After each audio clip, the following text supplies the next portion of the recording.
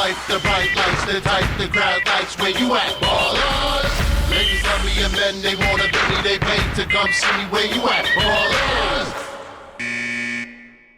Hawks at Hornets, NBA shot clock. Happy Valentine's Day. Let's make some money. An official play on the over in this game at 240.5, 1 unit. This is a divisional matchup, and we are data abundant. These teams did play on October 25th in Charlotte to open the season, and the game did go under 116 to 110. Key point here, the number in that game was 236. It went under, and now books are moving it up at open to 241.5, telling you a couple unique things.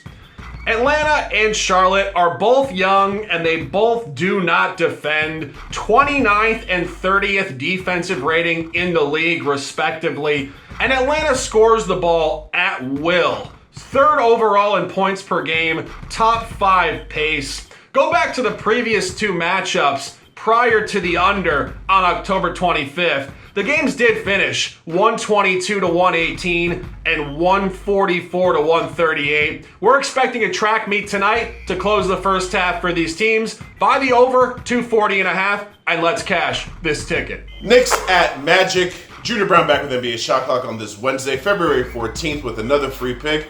We're rocking with the Orlando Magic -3. This is really just a fade of the Knicks, if I'm going to be honest. We know their struggles. Their entire front court is injured to the point where Precious Achiuwa is playing over 40 minutes a game, which is just a recipe for disaster, especially against a team like Orlando, which is basically a bunch of front court players and some random guards. Not to disrespect them, but they got to be the tallest team in the league. They got this lineup that they've been putting out lately, where other than Jalen Suggs, who's one of the best on-ball defenders in the league, the next shortest guy is like 6'9". They've got a massive lineup that I expect them to employ against this undersized Knicks team. And the thing that's disheartening for the Knicks, yeah, you expect their offense to struggle, especially with Julius Randle and OG Anunoby out. Jalen Brunson having to do everything on his own. But the disappointing thing for them is that their defense has been bottom 10 during this stretch. I believe they're about 23rd in defensive efficiency. If they're not going to do what they're known for and expect Jalen Brunson to carry them to victories with his offense, against an Orlando team that, by the way, is 4th in defensive ranking and has never been out of the top 5 at any point this season, yeah, I just don't like anything about this game for the Knicks. Give me Orlando -3. Let's cash this ticket, y'all. Pacers at Raptors, 7:30 p.m. Scotiabank Arena. Both teams closing out the first half in an Eastern battle. An official play on Indiana, -3.5, 1 unit. Toronto is 5-9 ATS and 2-5 ATS since trading Pascal Siakam. This team is frankly tanking, and RJ Barrett is not playing tonight, further signifying a tank. You get a great opportunity tonight to buy Indiana on the road off really an incomprehensible 9-point loss at Charlotte in their previous game. Flat out in that game, Indiana could not shoot the 3, and they are reliant on that 3 ball for their success. 26.7% in that game, season average 38. Speaking of losses, Indiana took a home loss to Toronto on November 22nd. Key point about that matchup, Indiana was on a 3rd-and-4 back-to-back where they do not perform well. One psychological angle, which is interesting in tonight's matchup. The previous game Indiana did lose at Charlotte was a look ahead to Pascal Siakam's return to Toronto. Indiana will turn up for this guy. They will bring an A-list quality of ball tonight, and we have this game graded for Indy to win by 6 points at minimum. NBA Shot Clock, another official play. Indiana -3.5. Let's dominate. Heat at Sixers. Junior Browne back with NBA Shot Clock on this Wednesday, February 14th with another free pick. We're rocking with the Heat +4.5. I'm not understanding why anybody is laying points with the 76ers team. What, because they beat the Cavaliers in their last game? Good for them. They're not going to lose every single game, obviously. But even in that game, you could see their flaws. they allowed the Cavs to score 121 points. So the Philadelphia 76ers are exactly the team that they've been since Embiid went out, despite their win in their last game, which is a terrible defensive team. The Heat always bring it defensively. Yes, Jimmy Butler might not play. Newsflash for people that keep telling me that. Jimmy Butler has only played over 70 games once his entire career. He is always out. He somehow gets a pass for missing all these games, unlike other players, but he's always out. So don't ever tell me about Jimmy Butler being in or out. I do not cap the Heat differently until it's playoff time with Jimmy Butler's presence. The Heat have most of their roster. I believe Terry Rozier is out as well. That's still not enough for Philly to be laying 4.5 points. Give me the better team taking the points, and let's cash this ticket, y'all. Bulls at Cavaliers, 7:30 p.m., Rocket Mortgage Fieldhouse, NBA Shot Clock on this Valentine's Day. An official play on the Cavs, -8.5, 1 unit. Cleveland is scorching hot, 17-2 in their last 19, and 14-5 ATS in that window. However, they're coming off a very uncharacteristic outright loss as a significant favorite to Philadelphia in their previous home game. The reasoning behind that is simple. Star removal theory. No Joel Embiid, the Cavs took the night off, and now you get a great chance to buy a bounce back. Cleveland is 4-1 last 5 ATS off an outright loss in their previous game, and they're catching a divisional opponent that they have hammered already twice this year. 109-95 and 109-91. Chicago has been performing well on the road, 13-5 ATS in their last 18, but those non-covers have come against Philadelphia, New York, the Lakers, and as I mentioned, Cleveland. Margin is coming tonight. Buy this one at -8.5. We expect Cleveland to win by 13 points or higher. An opportunity to dominate. NBA Shot Clock, February 14th. Let's cash. Nets at Celtics. Junior Browne back with NBA Shot Clock on this Wednesday, February 14th with another free pick. I'm rocking with the Celtics -7.5 in the first half, which is a huge number. I understand that. Remember, the Celtics were -8.5 at Brooklyn last night. Now they're -7.5 in the first half. But that has a lot to do with the Celtics splits. They're one of only 2 teams in the entire league that has a double-digit net rating in the first half, and that has been the case literally the entire season.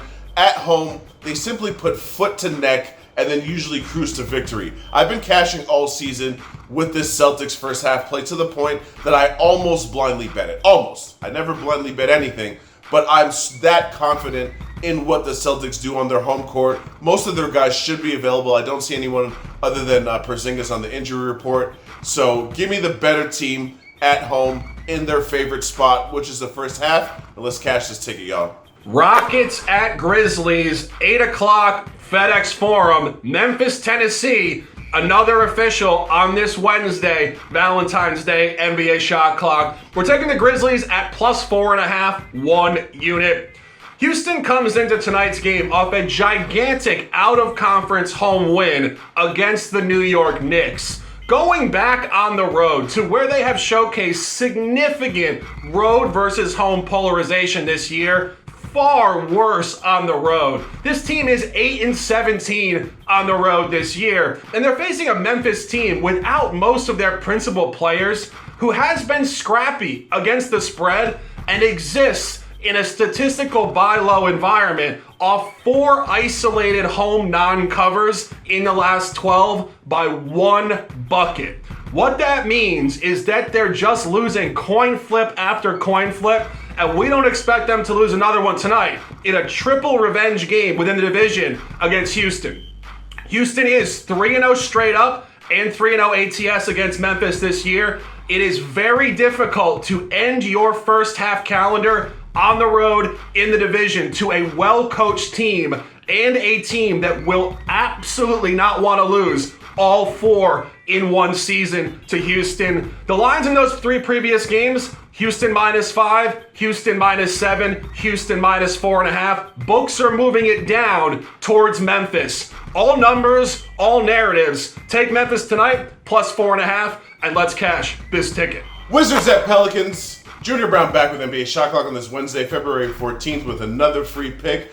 We're rocking with the Pelicans, minus 7.5 in the first half.